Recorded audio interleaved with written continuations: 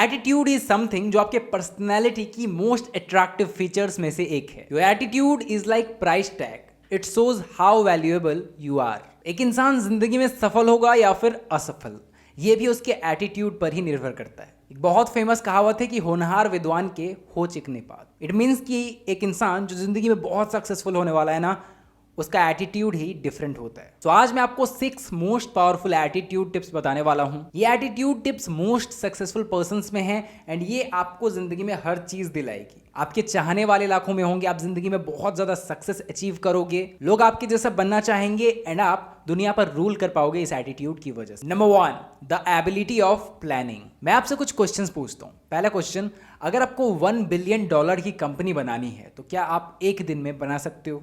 अगर आपको Brock Lesnar जैसी बॉडी बनानी है तो क्या आप एक दिन में बना पाओगे? अगर आप एक बड़ी सी बिल्डिंग बनाना चाहते हो तो क्या वो एक दिन में पॉसिबल हो पाएगा? The answer is no.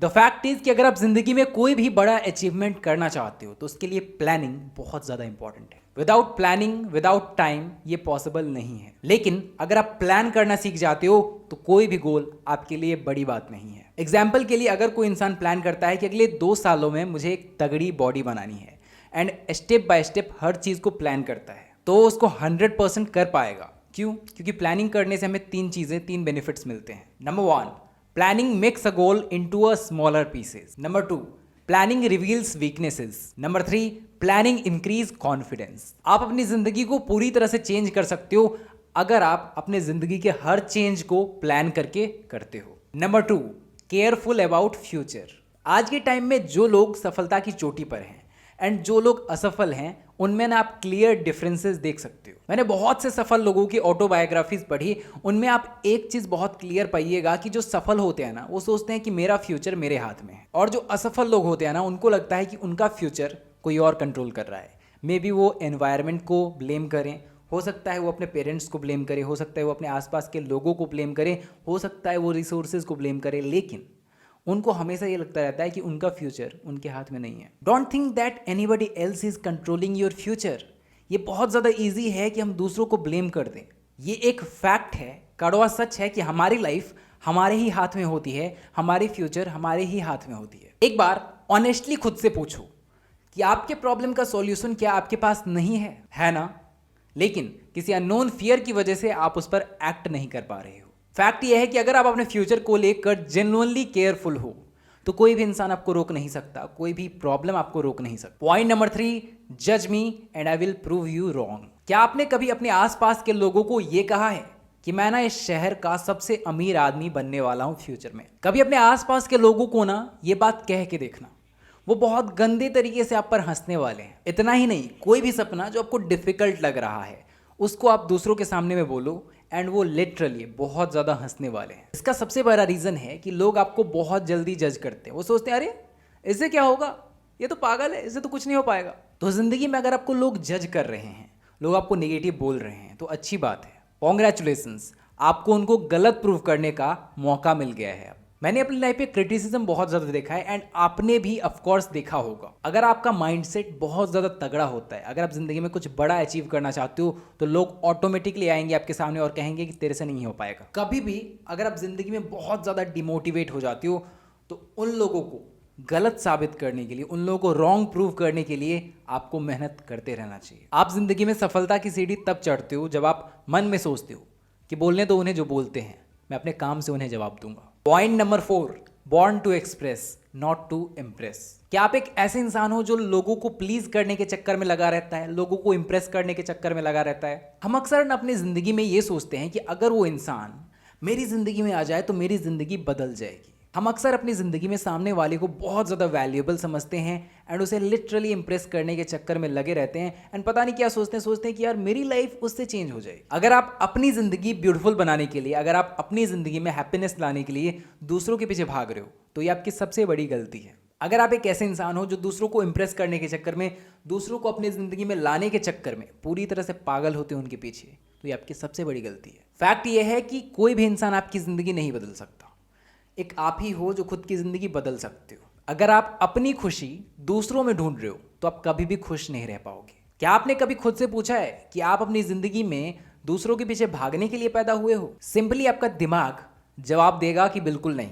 मैं ज़िंदगी में कुछ बड़ा अचीव करने के लिए पैदा हुआ हूँ जिससे लोग मेरे पीछे भागें। तो अगर आप एक ऐसे इंसान हो जो हमेशा चेक करता रहता है कि सामने वाला ऑनलाइन आया या नहीं, उसका लास्ट सीन चेक करते रहते हो आप, तो याद रखो मेरे दोस्त कि आप दूसरों के पीछे भागने नहीं पैदा हुए हो। आप ज़िंदगी में कुछ बड़ा अचीव करने के लिए पैदा हुए हो एंड उसके लिए मोह माया को आपको त्यागना पड़ेगा कुछ दिन के लिए। अगर आपने मुझे इंस्टाग्राम पर फॉलो नहीं किया है तो आप मुझे इंस्टाग्राम पर फॉलो कर सकते हो, लिंक डिस्क्रिप्शन में है। Point number 5, I will win not immediately but definitely.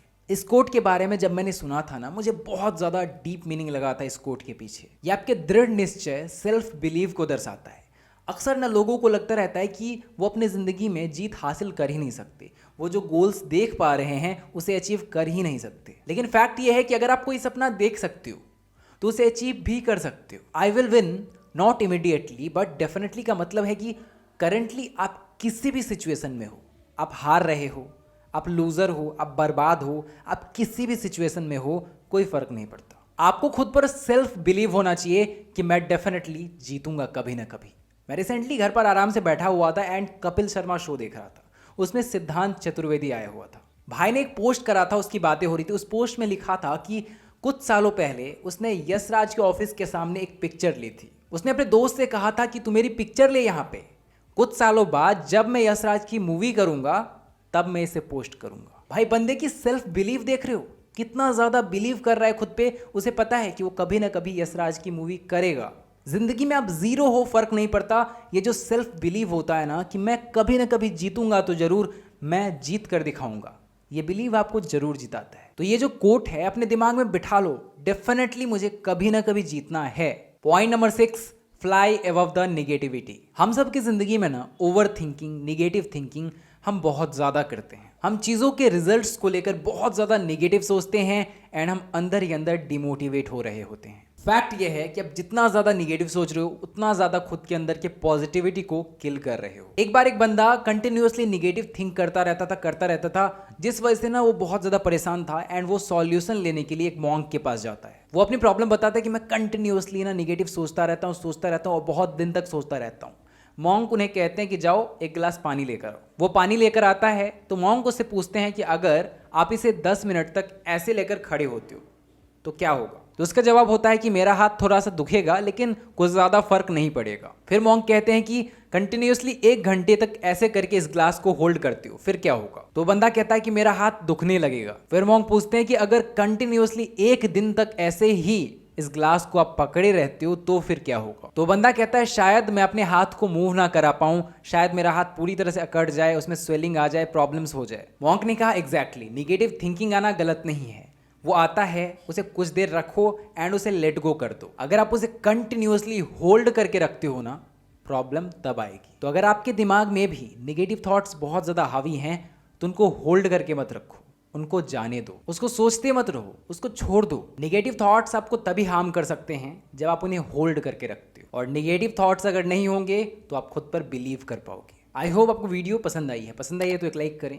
Channel को सब्सक्राइब करके बेल आइकन दबा लें क्योंकि ऐसे ही अमेजिंग वीडियोस हमारे चैनल पे आते रहते हैं। इस वीडियो से अगर आपको वैल्यू मिला है, इस वीडियो को ज़्यादा से ज़्यादा शेयर करें ताकि ज़्यादा से ज़्यादा लोग इस वीडियो से वैल्यू पा सकें। Thanks for watching guys, love you all.